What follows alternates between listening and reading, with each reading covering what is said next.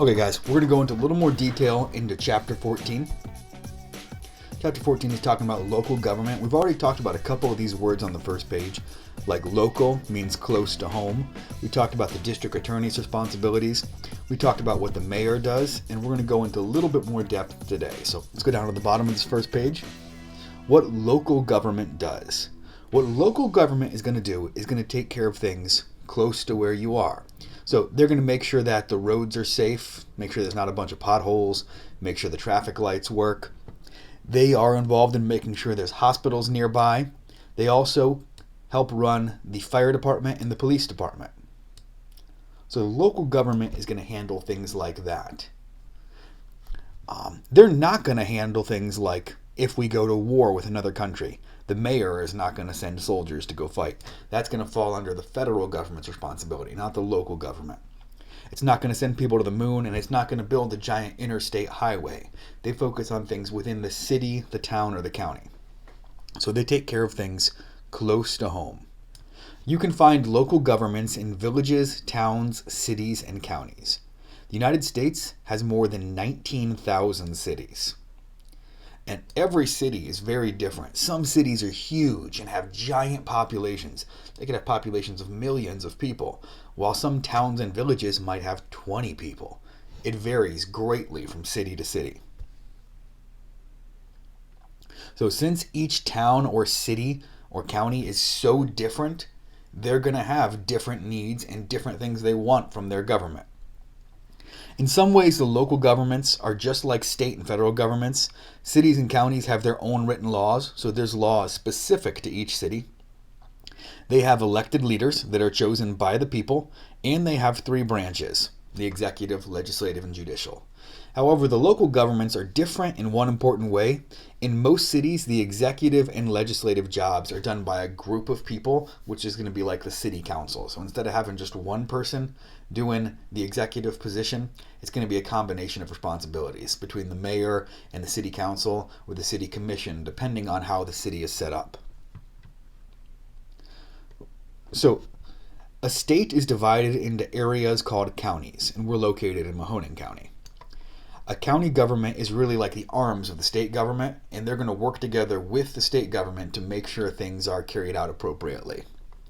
The work of running the county takes place at a place called the county seat, and there's a group of people there called the county board. And the county board work to solve problems for the county or to make laws for the county. It's usually between 5 and 9 people that are elected. Since they're elected, that means we vote for them to get that job. The board has the power to set taxes within the county and decide how the money is spent. And remember, deciding how money is spent is called a budget. The county can have lots of different departments within the local government too. They can have a parks department, a health department, a sheriff's department, and each one of those handles their own set of responsibilities. There's other people that are elected to help run the county government or the city government. And some of those people, they're going to be like the sheriff. And the sheriff is the one who's going to be the leader of the police departments. Another person is called the assessor. And the assessor's job is to value people's property, so that will set their tax rate. The more valuable your property is, the more taxes you have to pay for it each year. So like if you are renting an apartment, you're not going to pay property taxes for that apartment each year. But your landlord who owns that apartment is going to have to pay property taxes because he owns that building. He owns that property. And the higher the property taxes are, usually the bigger the property is going to be. And there's good and there's bad about that. High property taxes cost the people a lot of money, but then that does mean that there's lots of money for the local government to take care of problems like fixing the roads, building the parks, making sure that the city is nice. The district attorney is the person who represents the county in court cases. So if you think about Law and Order, when they have the DA come in, the lawyer who's pressing the charges, that's the district attorney. There's also a person called a county clerk, and their job is to keep track of all the births, deaths, marriages, and things like that. So they keep the records for the county. So why would keeping track of the births and deaths and marriages be important? So think about that for a little bit. We'll talk about that when we're done with the video. We'll have a discussion. So there's a couple different ways that city governments can be set up. The first one is called the City Council Mayor Plan. And in most cities, they elect a city council. It's going to be between 5 to 9 people, and each one of those city council members represents a section of the city.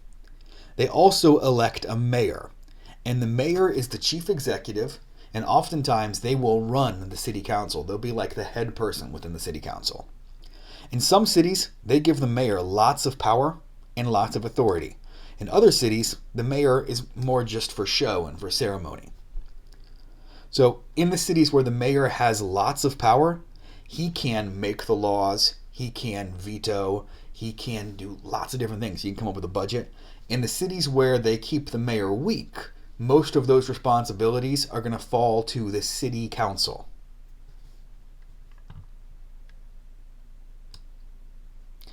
I know the words are kind of blurry there. I'll rescan those pages and make sure you guys get a new copy of that.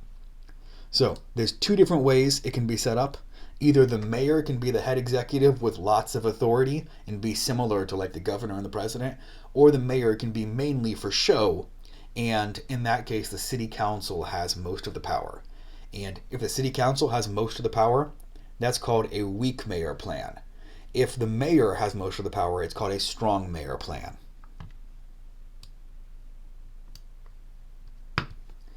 So mayors often serve in like ceremonial roles too. So like you'll see them on TV if a brand new building is opening up, or if a brand new like park is opening up, they cut the ribbon and do things like that too.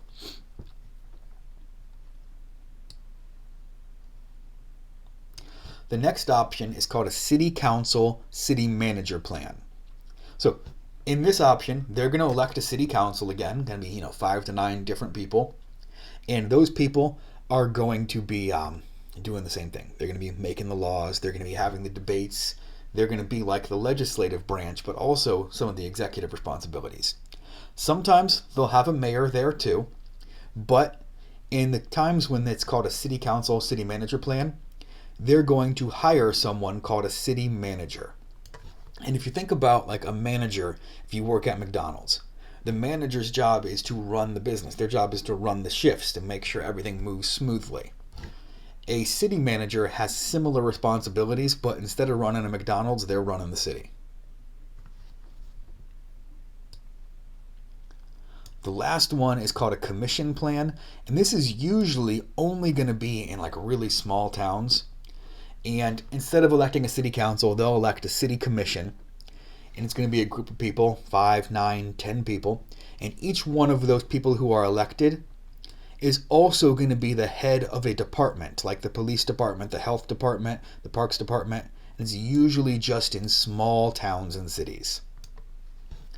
Okay, so let's go into a little bit more depth about what the specific departments do. Almost every local government has a police department, a fire department, and their job is to protect the safety of the people. They also have a health department, and the health department is going to be involved in running the hospitals. And they also do things like health inspections, where they're going to inspect the restaurants to make sure everything is up to code, make sure they're not violating anything. This chicken needs to be stored at 40 degrees or less. Oh, fun chicken fact. How do you even know that? Oh, God. Hold on. When was the last time you washed this rag? Wash? Are you saying wash the rag? Oh, God. There are rodent droppings near your salad prep area. Oh, that's what those are. Okay, you could just flick them away. Oh, God. A lot of local governments are also going to have something called a street department or a road department. And their job is to maintain the streets, maintain the lights, make sure that if someone steals a stop sign, that a new one gets put up, make sure that the lights at a four-way stop are all working. Their job is to maintain the safety of the roads. They're going to be the ones that plow the roads during the winter when we get all the snow and stuff like that too. A parks department runs the local parks and beaches and things like that. They try to make sure those areas are nice so they attract people and bring more money into the city. So let's keep going. Local government services. The local departments take care of most of the people's needs, But there are some needs that fall outside of those departments. So we're going to talk about people that maybe need a little bit more help than the average person. People who are sick, they can't afford to pay for a doctor. Where do they go? Do they have any options, or are they just out of luck? So most local governments have a community service office. And this is a group of people who are trained to point these people in the right direction and tell them what resources they have. And some things local governments offer is low-cost healthcare. A lot of places will have a free clinic you can go to if you can't afford your medical bills, because medical bills can be incredibly expensive if you don't have insurance. They have help for senior citizens in multiple different ways. There are organizations that will deliver food to senior citizens. Senior citizens usually get special rates on public transportation, riding the bus and stuff like that.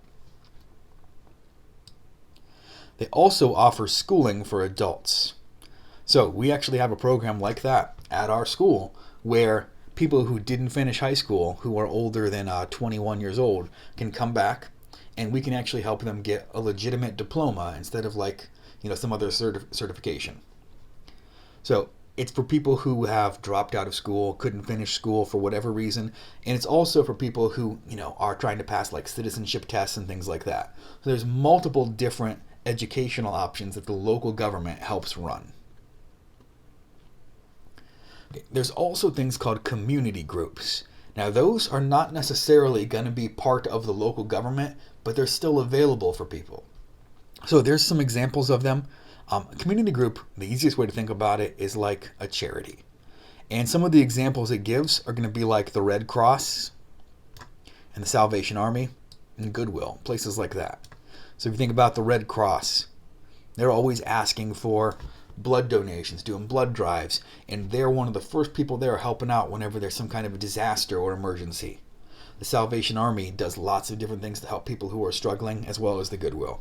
So there's lots of different community groups that work to try to improve cities and communities as well. Okay, guys, so now I need you to go into Google Classroom and knock out the worksheet for this lesson.